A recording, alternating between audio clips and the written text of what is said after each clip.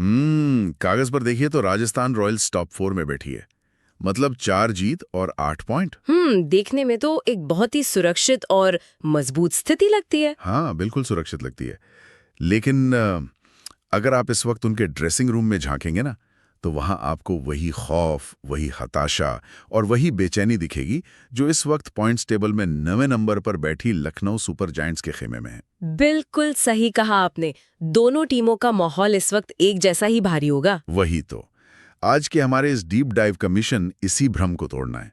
आज हम बात कर रहे हैं 22 अप्रैल 2026 यानी बुधवार को होने वाले आईपीएल के 32वें मुकाबले की। और ये मुकाबला सिर्फ 22 गज की पिच पर नहीं खेला जाने वाला है। तो फिर कहाँ खेला जाने वाला है? ये खेला जाने वाला है खिलाड़ियों के दिमाग के अंदर। चलिए इसे थोड़ा विस्तार से समझते हैं।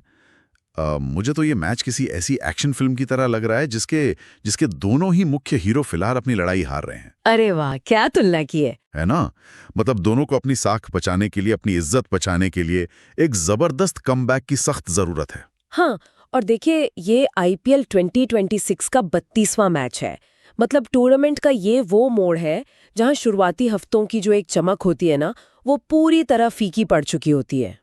मतलब हनीमून पीरियड खत्म। बिल्कुल, हर टीम का हनीमून पीरियड खत्म हो जाता है और असलियत सामने आने लगती है।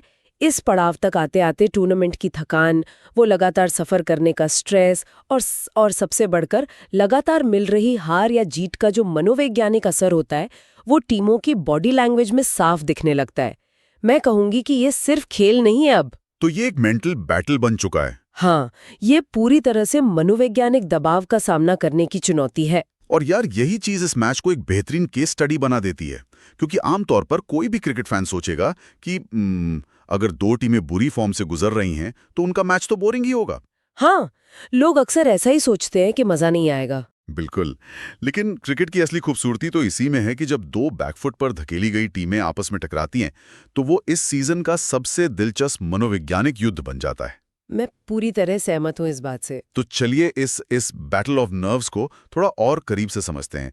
सबसे पहले बात करते हैं उस मैदान की जहां ये सारा ड्रामा होने वाला है, लखनऊ का एकाना स्टेडियम। एकाना स्टेडियम की तो अपनी एक अलग ही कहानी है। वही ना, इस फिल्म का सेट भी तो कहानी पर असर डालता है।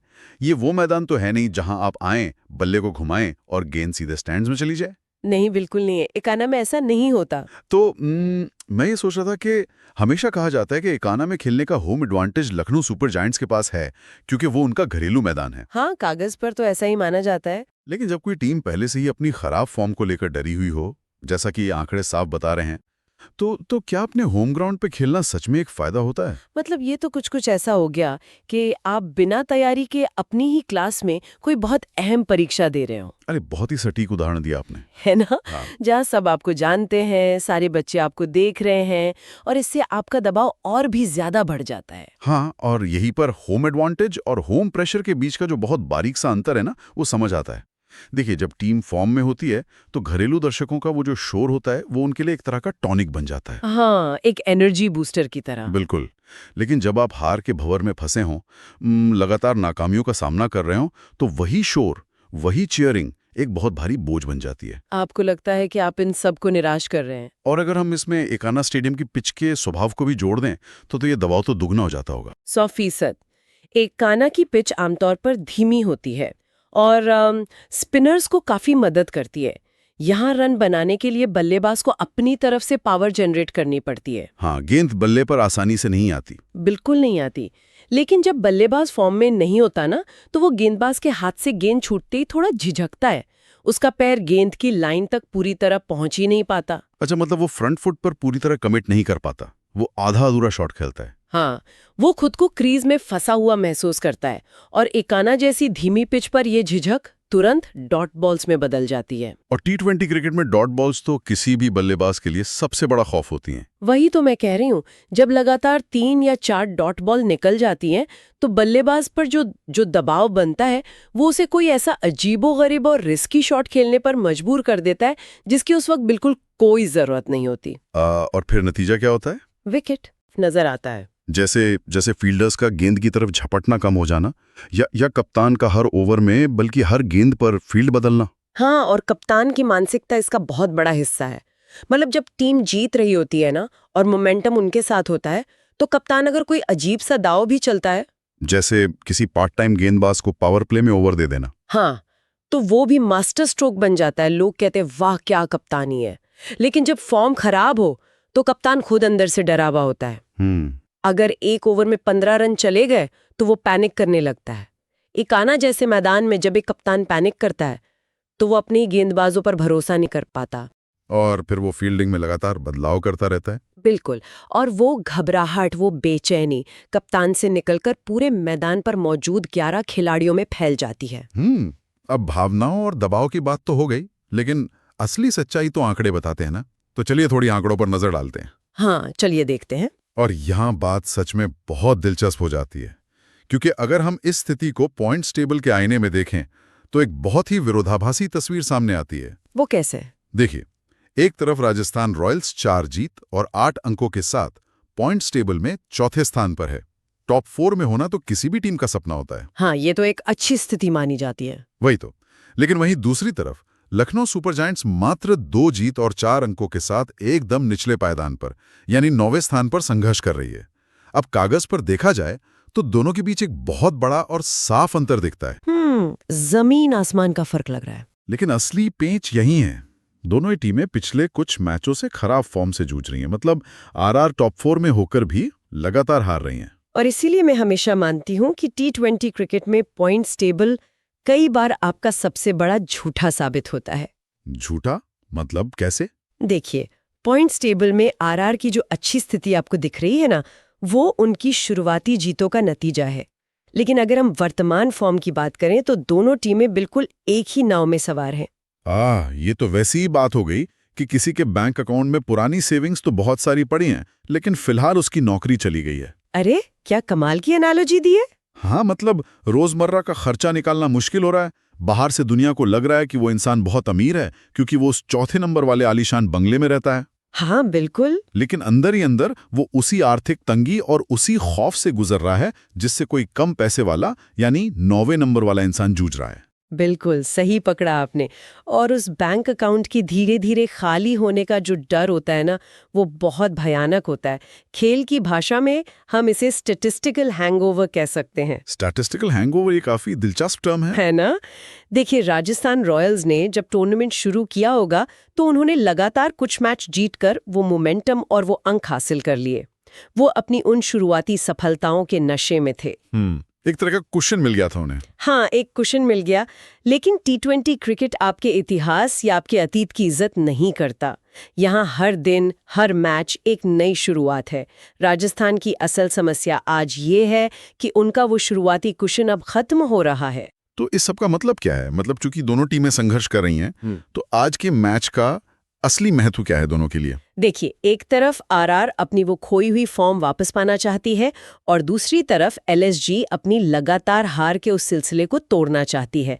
दोनों के लिए ही ये वापसी का बहुत बड़ा मौका है। यहाँ मैं एक बात पूछना चाहूंगा। क्या 2 आउट ऑफ फॉर्म टीमों का ये जो मैच है, ये 2 विनिंग टीमों के मैच से ज्यादा खतरनाक और रोमांचक नहीं हो सकता? आप ऐसा क्यों सोचते हैं? क्योंकि यहाँ बात सिर्फ जीतने की नहीं है ना, यहाँ बात हार के डर से बचने की है। मतलब क्या राजस्थान रॉयल्स की स्थिति मनोवैज्ञानिक रूप से लखनऊ सुपर जायंट से भी ज्यादा खतरनाक नहीं है? ये एक बहुत ही अलग नजरिया है। देखिए, लखनऊ तो पहले ही नीचे है। उन्होंने तो एक तरह से हार को अपना लिया है। उनके लिए तो अब हर मैच कुछ नया पाने का मौका है। लेकिन राजस्थान, उनके पास तो खोने का डर है। हाँ, उनके पास अपनी वो टॉप 4 की जगह खोने का डर है। बिल्कुल, उनके पास वो फियर ऑफ फॉलिंग है, यानी नीचे गिरने का खौफ। तो क्या इस वजह से उनके अंदर एक घायल शेर वाली आक्रामकता नहीं आ जाएगी? मैं आपकी इस बात से पूरी तरह सहमत हूँ। मनोविज्ञान में इस चीज को लॉस एवर्जन कहते हैं। मतलब इंसान को कुछ नया पाने की खुशी से कहीं ज्यादा दुख अपने पास मौजूद चीज को खोने का होता है। अरे हाँ, ये तो इंसानी फितरत है। बिल्कुल। और राजस्थान के खिलाड़ियों के दिमाग में लगातार यही बात चल रही होगी कि यार हम तो टॉप 4 में थे, हम कैसे फिसल रहे हैं नीचे। और ये जो डर है ना, ये उन्हें अपने स्वाभाविक खेल से दूर ले जाता है। मतलब वो सेफ खेलने लगते हैं। हाँ, जब आप अपनी स्थिति को बचाने के लिए खेलते हैं, जीतने के लिए नहीं, तो आप बहुत सी रक्षात्मक गलतियां करते हैं। आप मैदान पर वो कैलकुलेटेड जोखिम लेने से भी डरने लगते हैं। तो इसका मतलब ये हुआ कि लखनऊ सुपर जायंट्स के पास खोने के लिए कुछ खास है ही नहीं, और जब किसी के पास खोने के लिए कुछ नहीं बचता तो कहा जाता है कि उसका सर्वाइवल इंस्टिंक्ट जाग जाता है। वो अपना अस्तित्व बचाने के लिए किसी भी हद तक जा सकता है। हाँ, बिल्कुल ऐसा ही होता है। जब दो हारने वाली टीम्स टकराती हैं तो उनके पास चिपके रहने के लिए कोई एक सफल फॉर्मूला नहीं बचा होता। वो बस प्रयोग करते हैं। वे प्रयोग करने के लिए मजबूर होती हैं, वे हताश होती हैं, और खेल में ये हताशा अक्सर एक अजीब सी, एक अप्रत्याशित ऊर्जा लेकर आती है जो मैच को पलट सकती है। एक मिनट, मुझे यहाँ आपको थोड़ा रोककर एक चीज पूछने दीजिए। ये सर्वाइवल इंस्टिंक्ट और घायल शेर वाली बात सुनने में तो बहुत ड्रामेटिक लगती है, फिल्मों जैसी। हाँ, लगती तो है। लेकिन क्या क्रिकेट के मैदान पर सचमुच ऐसा काम करता है? मेरा मतलब है, हताशा का मतलब ये भी तो हो सकता है कि टीम पूरी तरह से पैनिक कर जाए। हाँ, वो खतरा तो हमेशा बना रहता है। वही ना, मतलब बल्लेबाज हताश होकर हर गेंद पर आंख बंद करके छक्का मारने की कोशिश करने लगे, अपना विकेट फेंक दें। तो क्या ये सर्वाइवल इंस्टिंक्ट उन्हें खतरनाक बनाने के बजाय बेवकूफ और कमजोर नहीं बना देता? देखिए, आपने बिल्कुल उस बारीक लाइन पर उंगली रखी है जो एक अच्छी टीम और एक बिखरने वाली टीम के बीच होती है। हताशा और आक्रामकता में बहुत बड़ा फर्क है। क्या फर्क है? जब कोई टीम खराब फॉर्म में होती है तो उनके पास सच में दो ही रास्ते होते हैं। या तो वे पैनिक कर जाए, जिसके बारे में आपने अभी कहा, जहां बल्लेबाज बिना सोचे समझे बल्ला घुमाए, या गेंदबाज विकेट निकालने की हताशा में ओवरस्टेप कर जाए और नो बॉल डाल दे। हाँ, ये तो टीम को और डुबा देगा। बिल्कुल, ये वो हताशा है जो टीम को और नीचे ले जाती है। लेकिन सर्वाइवल इंस्टिंक्ट इससे अलग है। इसका मतलब है कैलकुलेटेड रिस्क लेना। अच्छा, कैलकुलेटेड रिस्क। हाँ, ये समझना कि हमारे पास खोने को कुछ नहीं है, इसलिए हम बिना किसी डर के अपनी रणनीति लागू करेंगे। उदाहरण के लिए, मान लीजिए लखनऊ का टॉप ऑर्डर रन नहीं बना रहा है, जो कि अभी हो भी रहा है, तो एक पैनिक करने वाला कप्तान शायद गुस्से में आकर पूरा बैटिंग ऑर्डर ही तहस-नहस कर दे। लेकिन एक समझदार सर्वाइवल मानसिकता वाला कप्तान अपनी ताकत पर फोकस करेगा। वो क्या करेगा? वो शायद अपने सबसे आक्रामक बल्लेबाज को बुलाकर कहेगा, तुम जाओ और बिना किसी डर के अपना नेचुरल गेम खेलो, नतीजा जो भी हो मैं देख लूंगा। और ये वो आक्रामकता है जो विपक्षी टीम को, यानी इस मैच में राजस्थान रॉयल्स को, पूरी तरह से चौंका सकती है। यार, ये सच में इस मैच को देखने का एक पूरा नया नजरिया दे रहा है। मतलब बात सिर्फ ये नहीं है कि दोनों टीमें हार रही हैं, बात ये है कि दोनों टीमें उस हार के सदमे से बाहर कैसे आ रही हैं। बिल्कुल। और अगर हम लखनऊ की बात करें तो उनके लिए सिर्फ 2 जीत और 4 अंकों के साथ इस मैच का महत्व क्या रह जाता है? रातों रात तो वो छलांग लगाकर टॉप 4 में पहुंचने वाले नहीं है। नहीं, रातों रात तो वो टेबल में ऊपर नहीं आ जाएंगे। लेकिन सच कहूं तो उनके लिए ये मैच गणित का है ही नहीं। तो फिर किसका है? उनके लिए मैच उस मेंटल पैरालिसिस से बाहर आने का एक बड़ा मौका है। मेंटल पैरालिसिस, ये थोड़ा भारी शब्द हो गया, इसे समझाइए। देखिए, जब कोई टीम लगातार हार रही होती है ना, तो उनकी ड्रेसिंग रूम का माहौल बहुत भारी हो जाता है। एक सन्नाटा सा छा जाता होगा। हाँ, एक अजीब सी खामोशी छा जाती है। खिलाड़ी प्रैक्टिस में तो नेट्स में सब सही करते हैं, लेकिन मैच के दिन वो एक दूसरे से नजरें मिलाने से भी कतराने लगते हैं। हार ना एक छूत की बीमारी की तरह फैलती है। सही कह रही हैं। एक खिलाड़ी का खराब फॉर्म दूसरे खिलाड़ी को असुरक्षित महसूस कराने लगता है। तो ऐसे नाजुक माहौल में बस एक जीत, कैसी भी जीत हो, चाहे आखिरी ओवर की आखिरी गेंद पर ही क्यों ना मिले, वो इस पूरी टीम के मनोबल के लिए एक संजीवनी बूटी का काम करती है। हाँ, एक जीत मोमेंटम बदल सकती है। बिल्कुल, वो एक जीत उन्हें याद दिलाती है कि वे अभी भी एक अच्छी टीम है। वो उस ड्रेसिंग रूम की मनहूस खामोशी को हमेशा के लिए तोड़ देती है। और वहीं दूसरी तरफ अगर हम राजस्थान रॉयल्स को देखें तो उनके लिए साबित करने की जंग है कि भाई, हमारा वो जो बैंक बैलेंस था ना पॉइंट्स का, वो कोई तुक्का नहीं था। हाँ, उन्हें खुद को साबित करना है। उन्हें खुद को ये याद दिलाना है कि उन्होंने वो शुरुआती मैच अपनी काबिलियत से जीते थे। तो मुझे लगता है कि उनका वो खोया हुआ आत्मविश्वास वापस पाना ही उनका सबसे असली लक्ष्य है। निसंदेह, राजस्थान के लिए ये मैच खुद को उस फियर ऑफ फॉलिंग से आजाद करने के बारे में है। अगर वे आज मैदान पर ये सोचकर उतरेंगे ना कि उन्हें अपने 8 पॉइंट्स को बचाना है, तो वे पक्का गलती करेंगे। लेकिन अगर वे ये सोचकर उतरेंगे कि उन्हें ये मैच सिर्फ आज की फॉर्म के आधार पर जीतना है, तो वे वापस अपनी पुरानी लय में आ सकते हैं। यार, आपका ये विश्लेषण खेल को देखने का नजरिया पूरी तरह से बदल देता है। शुक्रिया। मतलब हम अक्सर टीवी के सामने बैठकर मैच से पहले सिर्फ स्ट्राइक रेट, इकोनॉमी, छक्कों और चौकों की बात करते रहते हैं। हम सिर्फ आंकड़ों में उलझे रहते हैं। लेकिन आज समझ आ रहा है कि असल खेल तो बल्लेबाज के स्टांस लेने से पहले ही उसके दिमाग में चल रहा होता है। क्रिकेट की सबसे बड़ी सच्चाई भी यही है। आपकी तकनीक आपको एक स्तर तक ले जाती है, लेकिन उसके बाद सिर्फ आपका मानसिक लचीलापन ही ये तय करता है कि आप किस दिशा में जाएंगे। बिल्कुल सही बात है। और एकाना स्टेडियम में जब ये दोनों टीमें आमने सामने होंगी ना, तो ये शारीरिक क्षमता से ज्यादा एक मानसिक युद्ध होने वाला है। जो टीम आज मैदान पर अपने डर पर पहले काबू पा लेगी, जो उस पैनिक और सर्वाइवल इंस्टिंक्ट के बीच का सही संतुलन खोज लेगी, वही टीम इस खराब फॉर्म के दलदल से बाहर निकलने का रास्ता बना पाएगी। चलिए फिर इस पूरी चर्चा को एक जगह समेटते हैं। हमने आज बात की 22 अप्रैल 2026 को होने वाले उस अहम मुकाबले की, जहां लखनऊ सुपर जायंट्स अपने घर एकाना स्टेडियम में राजस्थान रॉयल्स की मेजबानी कर रही है। हाँ, और हमने ये भी देखा कि कैसे वो 8 पॉइंट और 4 पॉइंट का जो अंतर है वो असल में कोई मायने नहीं रखता, क्योंकि दोनों ही खेमों में एक ही जैसी बेचैनी और हताशा पसरी हुई है। बिल्कुल, दोनों का दर्द एक जैसा है। तो ये जो 32वां मैच है, ये सिर्फ पॉइंट्स टेबल में एक पायदान ऊपर चढ़ने या नीचे खिसकने से कहीं बढ़कर है। ये पूरी तरह से उस खोए हुए वजूद और आत्मविश्वास को वापस पाने की एक महाजंग है। बिल्कुल, और शायद इसीलिए इस तरह के मैच खेल प्रेमियों को सबसे ज्यादा आकर्षित करते हैं। सही कह रहे हैं। ये इंसान की उस बुनियादी फितरत का आईना बन जाता है कि जब हम सब कुछ हार रहे होते हैं तो हम पलटवार कैसे करते हैं। और मैं तो कहूंगा कि श्रोताओं को ये मैच सिर्फ क्रिकेट के लिए नहीं, बल्कि इस जज्बे को देखने के लिए देखना चाहिए। हाँ, क्योंकि खेल अक्सर जीवन के सबसे गहरे सबक सबसे सरल तरीके से सिखा देते हैं। बिल्कुल, हम में से कौन है जिसने अपनी असल जिंदगी में बैड फॉर्म या खराब दौर नहीं देखा हो, जब लगता है कि कोई भी फैसला सही नहीं हो रहा है, हर कदम उल्टा ही पड़ रहा है। हम सभी उस दौर से गुजरते हैं। वही ना। तो ऐसे मुश्किल वक्त में वापसी कैसे की जाती है, अपने ही डर से कैसे लड़ा जाता है, ये मैच उसका एक जीता जागता लाइव उदाहरण पेश करने वाला है। हार के सिलसिले को तोड़कर फिर से खड़ा होना और अपने खुद के बनाए उन मनोवैज्ञानिक जालों को काटना, असल जीत तो वही है। बहुत ही शानदार बात कही आपने। लेकिन इस डीप डाइव को खत्म करने से पहले मैं चाहता हूं कि हम खेल के उस मनोवैज्ञानिक पहलू पर वापस लौटें, जिसकी चर्चा हमने शुरुआत में एकाना स्टेडियम के संदर्भ में की थी। वो होम ग्राउंड का दबाव। हाँ, वो तो एक ऐसा पहलू है जो पूरे मैच के हर समीकरण को बदल सकता है। तो जाने से पहले मैं भी एक विचार छोड़ना चाहूंगी। बताइए।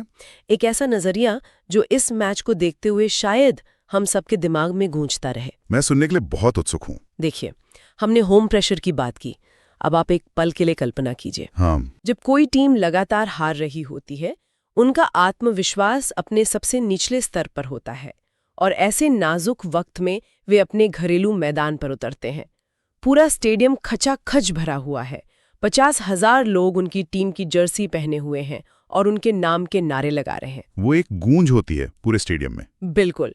तो मेरा सवाल ये है कि क्या उस हताश और डरी हुई टीम के लिए दर्शकों का वो कानों को फाड़ देने वाला शोर सच में समर्थन की एक सुकून देने वाली आवाज होता है? या फिर क्या हर एक नारा, हर एक ताली उन्हें ये याद दिलाने वाला एक अलार्म होता है कि वे अपनी ही जनता को, अपने ही शहर के लोगों को कितनी बुरी तरह निराश कर रहे हैं? बाप रे। उस बेतहाशा शोर में जब एक खिलाड़ी अपनी आंखें बंद करता है, तो क्या उसे उस शोर में उम्मीद सुनाई देती है या फिर सिर्फ अपना खुद का गहराता हुआ डर? उफ, ये तो सचमुच रोंगटे खड़े कर देने वाला विचार है।